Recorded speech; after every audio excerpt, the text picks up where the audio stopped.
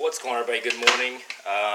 Most of y'all said that you guys wanted to see my mug a little bit more throughout the challenge, doing videos talking about things like adding protein to your diet, different little tips, tricks that we can go over and we can add to the program to get the most out of it. And you guys want to see me more and hear me more.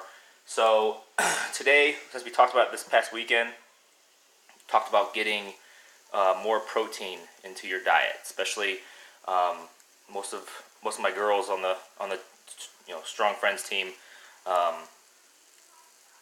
If you're new to the program, it's kind of a shocker how much protein we actually prescribe for the program. The main reason being is that it keeps you more satisfied, keeps you satiated. It takes longer to break down than carbohydrate. And B, it just helps with the overall recovery and the overall amino acid content within your body, within your muscles, to help with that recovery with the type of training we're doing. Okay, so me personally, I like to add protein to a lot of things. I'm about at a gram per pound. Okay, so I'm roughly 190, 195 right now. So I try to get. It's not a definite thing. Okay, it doesn't have to be at that point. I mean, that's one thing we have. I want to cover is that the macros are a range. Okay, it's not straightforward. It's not it's not about hitting those exact numbers every day. If you go over those numbers, 150 calories, that's fine. If you stay under those numbers, 150 calories, that's fine. If you go over your carbohydrates, just a little bit, 25 grams, it's fine. Okay, if you're hitting at least 75% of your protein goal, it's fine. Okay, the numbers are not finite. They are not an end-all, be-all. Because your body doesn't work that way. It's not a linear process. Anybody that's done this program before knows that the fat loss is not a linear process. Some weeks you'll have a pound, some weeks you'll have half a pound, some weeks you'll stay the same, and then the next week you lose 3. It makes no sense. The body doesn't work that way. It's not machine in itself as far as it doesn't do the same thing every day, and we burn calories differently, and it all has to do with I'm cooking eggs right now. All has to do with like the salt content, how much water we're drinking. It's got a lot to do with other things other than just calories in, calories out. When we start strength training, a lot of the women will start holding on to water weight initially because it's traumatic. Okay, because the lifting of the weights is traumatic. It breaks down the muscle. And so they'll become inflamed and they'll hold on to a little bit of water initially. Okay, but that's one of the things that I like to monitor the carbohydrate and the fat content, the energy sources, and keep them a little balanced so that we're not kind of overdoing it with one way or overdoing it with the other. So there is no keto, there is no low carb, there's no high carb. It's a balance of energy systems since we use both those energy systems throughout the program. Okay, so what I like to do is I like to start the day. If I work out early, if I try to do the videos early, I'll get a protein shake in before the workout. I just buy Combat. It's over at Costco for I think like, honestly I can't remember because the bag's so large, it takes forever to use it. They want to say it's $30 maybe? $30 for, we're looking at 77 servings. So I do a scoop protein, drink it, shoot the video, come back, wait about an hour, eat some breakfast. Okay, and breakfast is usually 5 to 6 egg whites and 1 whole egg, and that is roughly anywhere between, depending on the size of the eggs, it could be anywhere between 25 to 30 grams of protein right there. Okay, and the caloric content of that is, I think, 210 calories. Okay, so you're getting 30 grams of protein immediately, plus the 25 grams of protein from the drink around your workout to help your muscles recover, and you're only utilizing maybe 375, 400 calories. Okay, it's finding the leanest possible sources to get your protein from. If you have a lot more fat, yes, you know, I prefer you have a higher fat content if you're gonna eat, a lot more processed stuff, um, because fat takes longer to break down.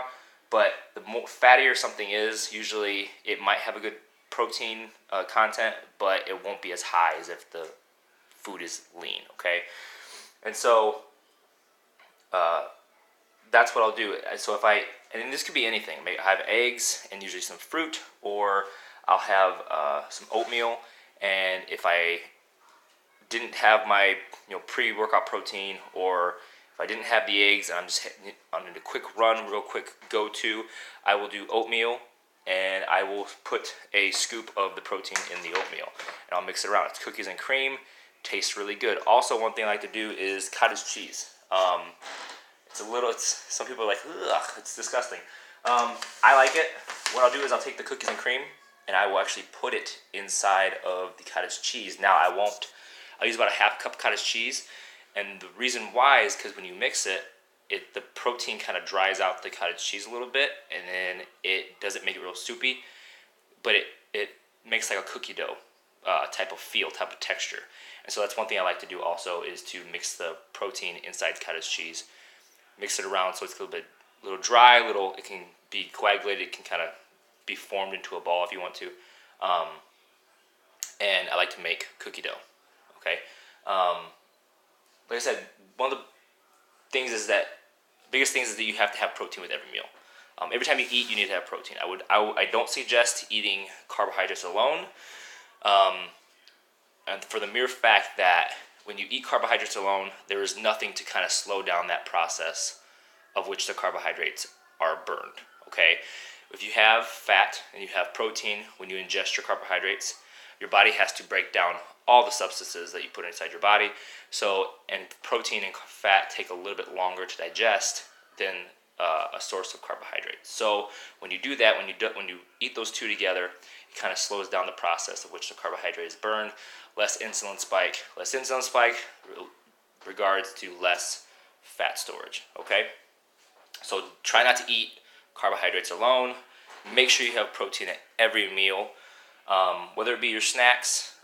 Great snacks are those P3s. We love those. I will do just a handful of peanuts.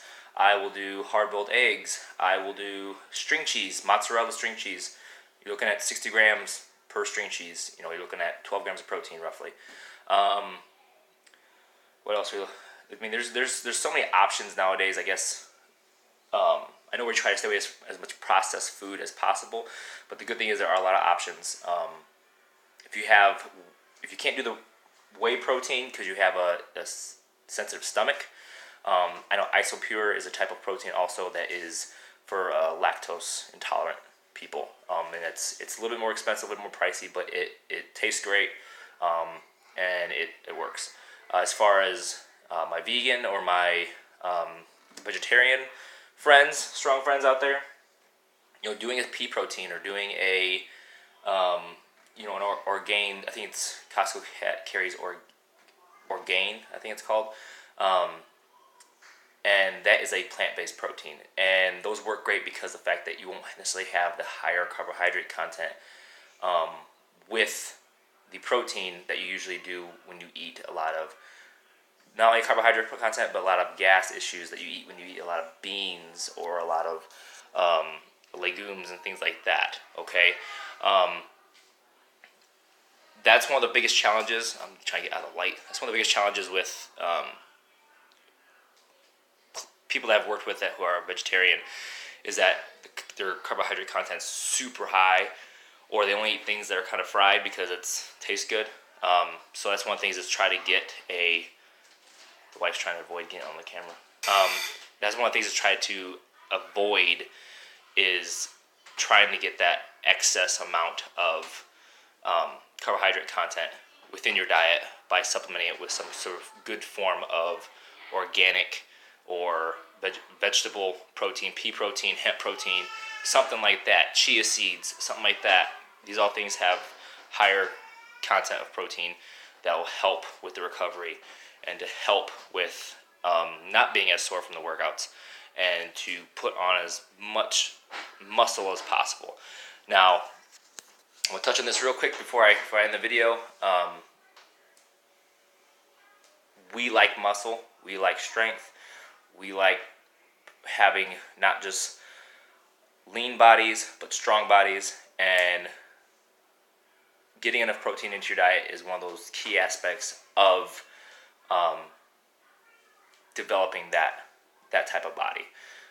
Because I've said it a million times, the more muscle mass we can carry, the higher our metabolism will burn, the better we'll utilize food, better we'll utilize energy, better we'll utilize calories, better we'll utilize carbohydrates. And so the stronger we can be, the more muscular we can be, the better.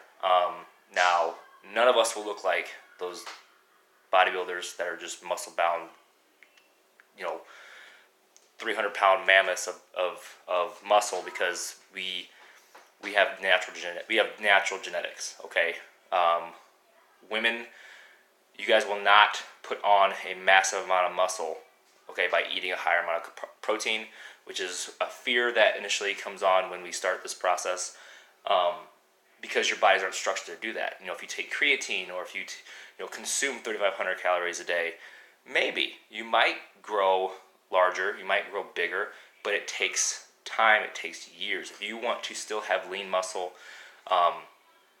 less body fat, protein is necessary, calories are necessary, and our whole goal here is to move better, feel better, be stronger, be healthier, and that is one of the important things, is to get enough protein into your diet. Okay, if anybody else has any suggestions, comment below on this video to options that they've used as far as adding protein to the diet. In the morning, with the eggs, you can do chicken sausage, you can do turkey bacon, you can add turkey to your eggs, you can add chicken to your eggs, you can add roast beef to your eggs, spinach. Just try to think outside the box as far as what little ways that you can add just a little bit more to your diet to try to reach those goals that we set for you. All right. Workout tomorrow, Thursday, it will be chest and back day, and then Friday will be a metabolic day. Kind of doing a mixed bag of things. Still working on building the muscle, but we're going to do it in a style where it's a full body workout and going to kind of keep the calories high. All right. I'll see y'all then.